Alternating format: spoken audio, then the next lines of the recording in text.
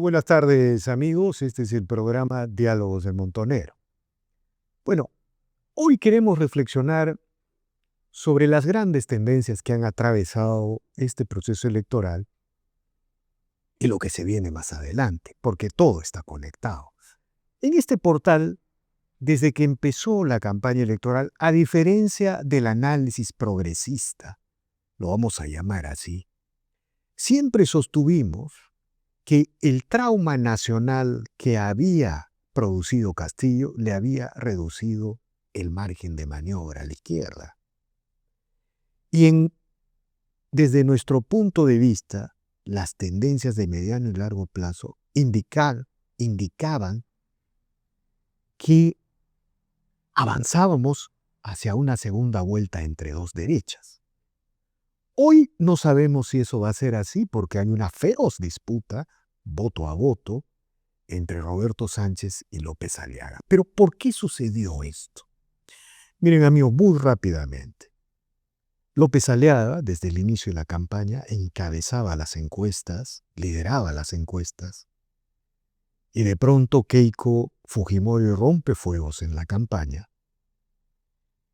Y súbitamente López Aliaga se detiene en seco y empieza a cambiar todas las líneas matrices que lo habían encumbrado en el primer lugar de las preferencias.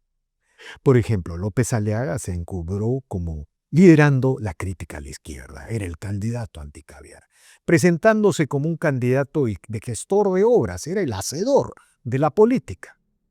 Pero de pronto se frena en seco y cuando Keiko empieza a recuperar algunos espacios, empieza a polarizar con Keiko. Y en segundo lugar, cuando tenía que seguir formulando propuestas de gobierno, encabeza la vacancia de Keiko. En ese momento, algo se produce en la candidatura de López Aliaga.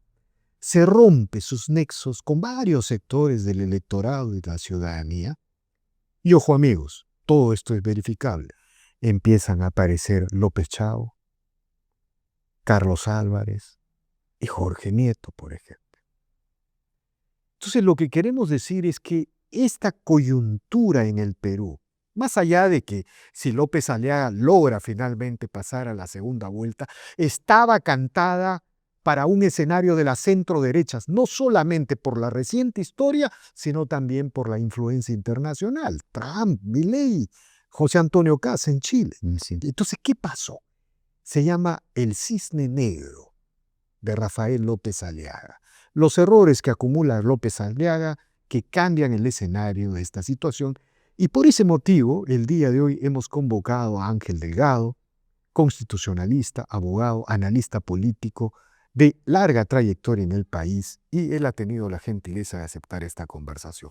Buenas tardes, Ángel, gracias por... Buenas tardes, muy agradecido por la invitación y me ha encantado una expresión que la has usado yo creo a partir de ella, el cisne negro, que efectivamente es una forma de aludir a una situación inesperada, casi milagrosa, que cambia una situación y que aparentemente no tiene una explicación por lo menos inmediata. Siempre hay explicaciones para las cosas, pero requiere de un análisis más prolijo, más profundo. Un cisne negro, porque efectivamente López Aliaga, luego de ser elegido alcalde y haber hecho una performance, digamos, atractiva e interesante, era un personaje conocido en todo el país.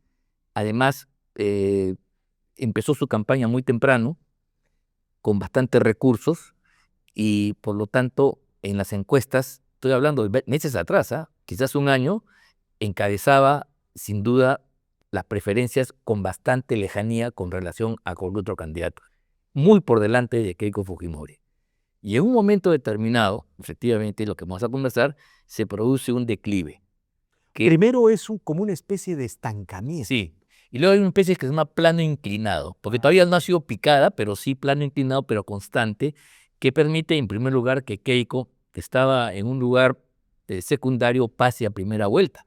Pero efectivamente, lo más grave ha sido en que aparecen otras candidaturas que le empiezan a ocupar el espacio que él naturalmente ha debido tener. Mira, en un escenario donde no hay muchos liderazgos, porque incluso López Chao, Nieto y Álvarez políticamente hablando eran poco conocidos, ¿no? Se han creado o se han inventado casi en tiempos muy cercanos. Y una cosa más, Ángel, ellos pertenecen a estas candidaturas, no sé cómo, no eran el outsider, eran el volátil, Sí. que aparecía, desaparecía, aparecía. Al final aparecieron, pero todos ellos avanzan en la juventud, donde antes López Aliaga tenía Tiene influencia. una gran influencia, sin duda. Entonces, ahí es donde yo creo que ha habido problemas y quizás varias razones, ¿no? Yo creo que no entender que lo que dijo Keiko Fujimori con claridad, y es que este es un país que, si bien es cierto, hemos logrado salir de la amenaza que significó Pedro Castillo, su gobierno, el cambio constitucional y todo lo demás, y eso efectivamente, como tú lo has dicho muchas veces, debía haber generado una suerte de elección en importantes sectores del electorado. Siempre hay rescoldos, siempre hay remanentes. O sea, las cosas nunca terminan definitivamente, y como los rescoldos en una hoguera, en una fogata que tú apagas, si es que tú no la terminas de extinguir, cobra nuevamente un fuego vivaz. Y eso es lo que creo que ha pasado, porque yo tengo la impresión de que en estos tiempos, por ejemplo, López Aliaga, estando encabezando las encuestas, después de una gran polarización, quien encabeza abre los brazos y se vuelve ecuménico, llama a todos, a los adversarios. Inclusive nosotros hemos tenido una experiencia. Mario Vargas Llosa, que estuvo también en la cumbre, pecó de beligerancia cuando ya tú estás arriba, y cuando ya tú, claro, yo entiendo que la beligerancia la dé el candidato que está en el suelo, está empezando y entonces quiere irrumpir. Entonces uno se mete a la cancha un poco con la fuerza. Pero cuando ya tú llegaste a un nivel de estabilidad y has captado importantes preferencias, tienes que administrar eso y buscar alianzas, inclusive a los opositores, darles un mensaje que los haga declinar en su beligerancia.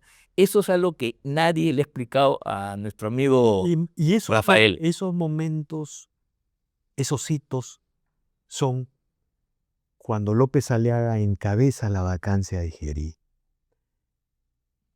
A mí particular, yo me quedé abismado, ¿no? Totalmente. O sea, no entendía, trataba de entender las razones, ¿no? Y junto a eso, la polarización con Keiko Fujimori, ¿no? Pero ahí, si me permites, retrocede al 10 de octubre, la caída de Dina Boluarte, que ya había pasado lo peor de ella, y lo más razonable era que quedara ahí tranquila, de modo tal que su acción gubernamental no impactara en ningún sentido en la escena electoral, que era la más importante, y esta pudiera fluir con toda Como normalidad. cuerdas separadas. Así es.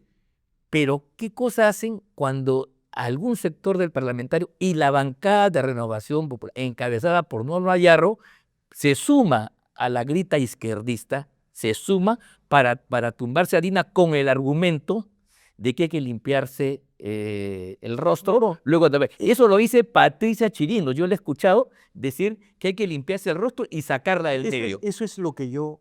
¿Te das cuenta? Y lo consiguen. Y ahí arranca este viacrucio, porque ponen primero a Gerí, y sabemos qué pasó, y luego a Alcázar. Eso, ahí yo creo que fue el origen del error. 10 de febrero del año pasado. Seguramente.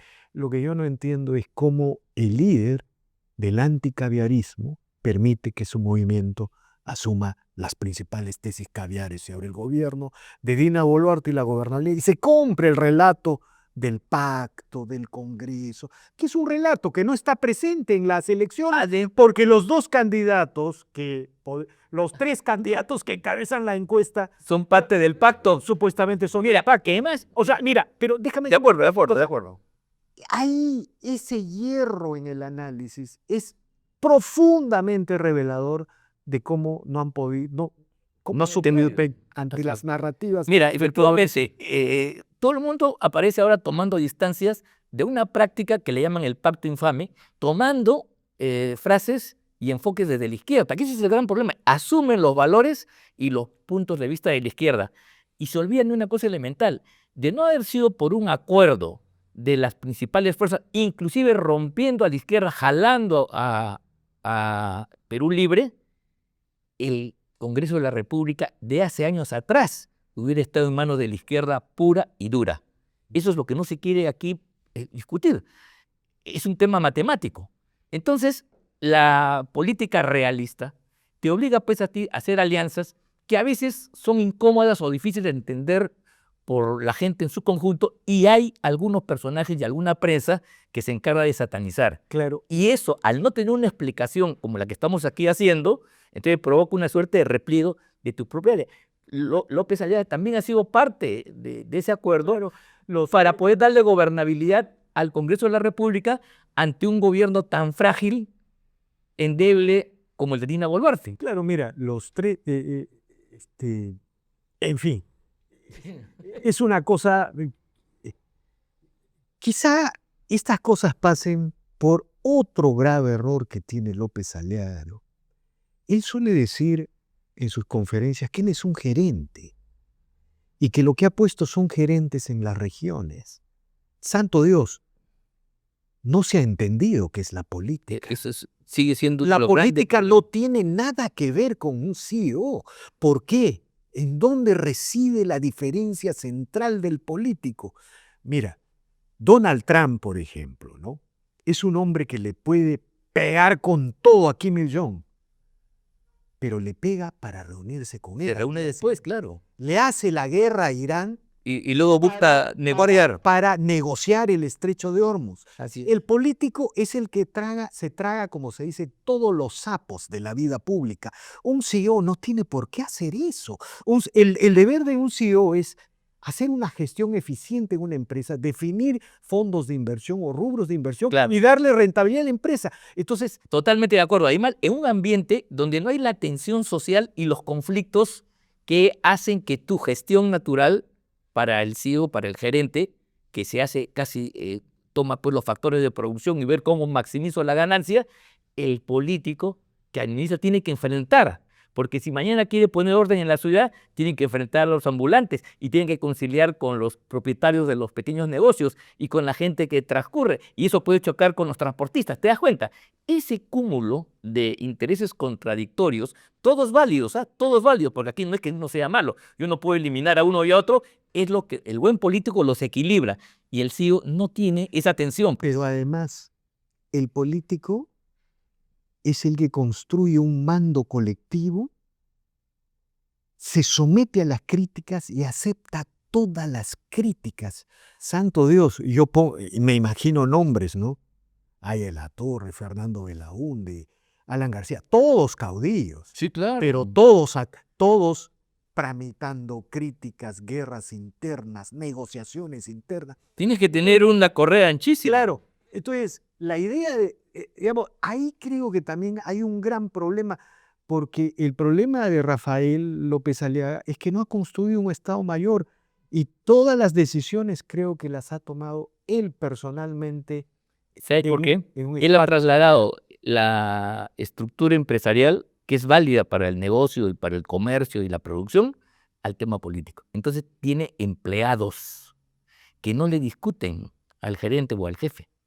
En un comité central, en un comité político, en una asamblea. Eso es imposible. No, pero te das cuenta, pues, tú que has participado como yo, uno se saca el alma, como se dice, y al final se llega a un acuerdo después de un par de noches de... Eso en una empresa es imposible. Entonces la mentalidad de Rafael, que es buena para el mundo de los negocios, no es tan buena en el mundo de la política. Ahora, ¿y qué comentario te merece estas opiniones que habían antes del inicio de la campaña electoral, ¿no? Bueno, había de todo tipo de opiniones con respecto a Keiko Fujimori e incluso Rafael López Aliaga, ¿no? Algunos analistas progresistas decían que López Aliaga no pasaba la valla. Otros analistas señalaban que Keiko Fujimori debía retirarse de la elección para fortalecer la candidatura de López Aliaga y ir seguros a una segunda vuelta o ganar. Sí, sí, y parece que ella en un momento pues, lo pensó, porque lo ha dicho públicamente. Pero si tú miras los resultados electorales, Keiko Fujimori, su apoyo es CDE. Y López Aliaga es A, B y un poquito de C. Y por otro lado, si Keiko Fujimori no se presentaba, por lo menos la mitad de sus votos se iba con la izquierda antisistema. Totalmente de acuerdo contigo. Iba con Mira, López Aliaga. hay que ser aquí un poco pragmáticos y ver los resultados, la práctica como criterio de verdad.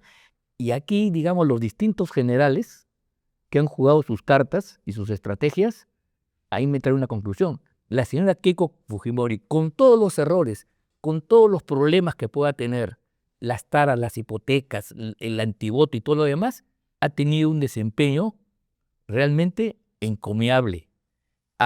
Se ha comportado como estadista, se ha puesto por encima, ha establecido un programa, un lema, un Perú con orden, cosa que efectivamente te marca un norte, y ha tenido una actitud de apertura incluso hacia el Rafael López Aliaga y a otras fuerzas, porque ella sabe que a la hora final va a tener que necesitar esos apoyos si es que quiere llegar a Palacio de Gobierno. O sea, una estrategia mucho más inteligente del punto de vista del resultado, de eficacia, que los otros generales que creo que han fracasado en ese sentido. Yo miro la composición del voto y Fuerza Popular, con todos sus problemas, sigue siendo un bastión antisistema en el Perú. Si Fuerza Popular no se hubiera presentado a las elecciones, la matriz de transferencia de votos, una parte iba a López Aliaga, pero otra parte se iba a la izquierda. Claro, hay un voto muy de abajo. Eso que se llama el componente popular de una derecha, que es imprescindible, porque la derecha no solamente es los sectores empresarial, los sectores más pudientes, también son sectores aspirantes. Y este es un país, mira, que por su forma como se ha construido, el capitalismo popular, el emprendimiento, Gamarra, los ambulantes, etcétera, es gente que son protocapitalistas o capitalistas en ciernes que entienden que su propio futuro está en base a su esfuerzo. Esa es una matriz básica que te permite construir una derecha no solamente anclada en determinados sectores y territorios, sino realmente englobar a importantes sectores populares. Eso es lo que tenemos que entender, y la derecha no tiene por qué correr de lo popular, sino que todo lo contrario. Y digamos, bueno, esa es la realidad de las cosas, ¿no? Entonces, han habido, esa es la palabra, muchos análisis cerrados sobre estas dos derechas, ¿no es cierto? Y partiendo de eso, ya me atrevo a preguntarte algunas especulaciones. Keiko va a estar en la segunda vuelta, Sí, bueno. ¿no? Y probablemente enfrente a López Aliaga o A Sánchez. a Sánchez, ¿no? Porque vale hablar en esos términos porque el segundo lugar se va a definir en un largo proceso de cómputo. Y sobre todo de impugnaciones, y Ok. como la distancia es corta, es prematuro decir ya tal cosa. Claro. Bueno, lo que las empresas y lo que hay una tendencia que yo creo que ya está dibujada, pero el remate final puede todavía ser sorpresivo. Sí, claro, claro. Sí, yo creo eso. Ahora, Keiko Fujimori, en una segunda vuelta, a diferencia de nuestros analistas progresistas, que están alegres, pues que están alegres porque creen que va a pasar con uno de izquierda y Keiko puede ser fácilmente batible. Yo creo que esta vez Keiko tiene un enorme margen de maniobra. Es la primera vez Sí. una víctima. Primero que creo que hay una lección que aprender.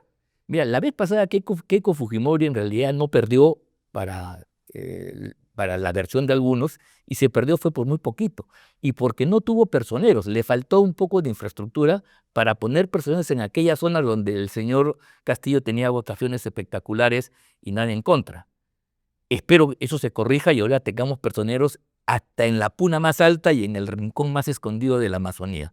Entonces tú con eso corriges. En segundo lugar, Castillo era un personaje que entró como una tromba. Tenía, para la izquierda, no para nosotros, tenía el ideal del imaginario de ser el profesor, el hombre chota casi campesino que había liderado la lucha del SUTEP, ¿ya? Entonces entró con una tromba y se colocó en primer lugar. El señor Sánchez, Roberto Sánchez, no tiene esas cualidades. Y él ha logrado, si logra entrar a la segunda vuelta, en base a pulso, en base a un trabajo mejor planeado, incluso venciendo resistencias de aquellos que le dicen dentro de la izquierda que es un traidor. Tú has escuchado esa cuestión, que ha traicionado a Castillo, porque efectivamente él se ha salvado gracias al Congreso, donde está la bancada de Renovación Popular, que le perdonaron la vida, porque si no hubiera estado como Betsy, como Betsy Chávez o como el ex premier, ¿no? No hubieran podido participar en las elecciones. Aníbal Torres, correcto. Bueno, entonces, eso es. Y además, perdón, y el discurso. ¿Has tenido oportunidad de escuchar el discurso de Sánchez? Es impresionante. Él, cuando iba a las comunidades, no habla de un programa y yo voy a hacer tal cosa. No, no, no, no. Él dice, un hermano nuestro ha sido capturado en Lima por los poderosos, por los blancos, por ser indio como ustedes. Oye, es un discurso pero alucinante, es un discurso racista, xenófobo, es un discurso realmente que apela al sentimiento y pone a Castillo, y se disfraza de Castillo y pone al hermano de Castillo para encabezar la lista de senadores y a toda la familia le hace hablar. A ver, ¿te das cuenta? Ese tipo de manejo revela una estrategia que nos puede parecer repudiable, a mí me parece repudiable, pero le ha resultado eficaz. pero digamos, eso es por el lado de Sánchez, pero por el lado de Keiko, a ver, te planteo algunos factores a tomar en cuenta. Ella ha sido perseguida durante una década y todos los políticos que la han perseguido, empezando por Humala, ¿no? Y Vizcarra, Castillo, todos, absolutamente todos están en la cárcel. Sí, han acabado muy mal. Y todos estos políticos han gobernado en la última década y nos han dejado este país desorganizado. Es como se hace, el antifujimorismo ha producido el resultado deletérea. Así es. Lógico. Ahora, por otro lado, ella ha sido exonerada de 3 prisiones preventivas y 500 días de cárcel. Entonces, el antifujimorismo más la tragedia de Castillo no las tiene consigo en esta elección. Claro. ¿De dónde les viene a los amigos progresistas la euforia? Y muy mal Rafael López Aliaga, que en su ¿Qué cree en eso? ¿El panetón? El panetón. No, qué grave error. O sea, se compra todos los raros, o sea, el rollo caviar. Deja dominar por el discurso del caviaraje. El relato del caviaraje de la izquierda lo asume. Y eso es un grave error, porque no estás seguro de lo que haces, sino tú, para identificar tu realidad y comprenderla, adoptas las categorías ajenas, en este caso de la izquierda, y tienes resultados lamentables. Mira tú, yo creo que lo contrario, si mañana entra Sánchez, que yo creo que es el peor escenario, yo lo he dicho que lo peor que nos podría pasar era volver a como fue el año 2021, 5 años atrás, con un hombre mucho más peligroso que Castillo, porque ya aprendió la lección y no va a cometer los errores de pero también tengo la confianza que el pueblo peruano, por las razones que tú has dicho muy bien, ¿no?, ha escogido a su mejor capitán, a su mejor general, en este caso a Keiko Fujimori, para que represente la bandera de la república y la democracia. Y los demócratas, como tenemos que apoyar eso y dar lucha para derrotar a esta izquierda que quiere volver. ¿Y qué le decís? Sin ninguna vergüenza, sin taparse la nariz o el estilo. Eso me parece tonto, cobarde, y además es como tú vas a un partido, ya me ganaron vas al fútbol, ya me ganaron ya no van a ganar el partido. Por otro lado, el cojudignismo. Esa es una cosa. El cojudignismo está muy extendido en Lima. Mira, las votaciones de Nieto, chao, son los sectores altos. Santo Dios, ¿acaso no se dan cuenta que Nieto es la continuidad de estas narrativas progresistas que han envenenado al Perú? Yo lo conocemos muy bien desde la universidad. Que nos han llevado a este desastre. Claro, seguramente no ha habido momentos para explicar, pero absolutamente todas las narrativas que han destruido este país, en la Comisión de la Verdad, en minería, en agroexportación, vienen de los 2 candidatos. Sí, y ahí está, y tiene López Chao. Está Colchado, está la Miriam Vázquez, están personajes representativos de esas políticas nefastas en estas personas que se han disfrazado y que han edulcorado el lenguaje y captan a un sector de la derecha ingenua que cree que por ahí hay una cosa novedosa y no conocen pues la realidad en su conjunto. Bueno, ¿tú crees entonces que Keiko puede salvar la democracia? Bueno, tiene que salvarla y perdón, no tengo que exigirle, creo que nuestra labor no es una labor, ¿para qué? Para que no repita ni ninguno de sus colaboradores la nefasta y triste experiencia del año 2016, donde teniendo una mayoría con un gobierno que compartían un programa común, entraba en una lucha fratricida en última instancia, incentivada también por los caviares del otro lado. Aquí la culpa se reparte, pero el hecho es que abrieron un boquete para que entrara el caviaraje. No, Y tenían el traidor adentro, que era Vizcarra. una década frustrada, sí, después. Claro, y efectivamente, si tú quieres fechar la crisis actual, ahí tienes un punto de partida. Efectivamente, grave error. Entonces, yo creo que tenemos que exigir, desde la sociedad, un gobierno de ancha base, de unidad nacional, para superar la grave crisis que tenemos, para enfrentarla de yo lo decía, y salir del hueco en que nos encontramos, por favor. Y a los candidatos progresistas, Caviares, Nieto, Chao, les he escuchado hablar hasta de flexibilidad laboral. Bueno, habrá que convocarlos Claro, hacia la es un momento de confrontarlo. A ver, veamos. ¿Tú quieres o esperas ese discurso racista que ha empleado Ahora, Sánchez? en ¿Dónde estás? Hay que definir a Nieto y a López. Mira, López, Chao y Nieto son personas ilustradas, los conocemos. Sí. Los dos vienen de la izquierda. Hemos compartido momentos con ellos, entonces aquí no nos engañan. Tienen sus virtudes, pero también por eso mismo esconden mañas que otros son más torpes para hacerlo. Entonces tenemos que emplazarlos para que si quieren colaborar con la democracia y su fortalecimiento, adelante, porque representan un sector importante de la sociedad. Pero hay que hacerlo con dureza, con firmeza, de una posición digna y democrática. Marisol Pérez Tello y López Chao ya han señalado que no votarían por Keiko en una segunda vuelta, sin saber quién es el segundo. O sea, van a votar por Sánchez. Está bien, pues. O sea, eso significa que votarían por Sánchez o por López Aliaga. No lo sé. No creo. No, en realidad, ahí el escenario López Aliaga Keiko lo descoloca completamente, porque la izquierda pierde norte. Ya la gente votará, pues, en función a otros criterios, pero no hay una orientación. Evidentemente, si gana Sánchez, la izquierda se reunifica en bloque, tiene un candidato firme, y esperan que los cojudingos le hagan el honor de la tarea. Ahí se desaparecería el proyecto.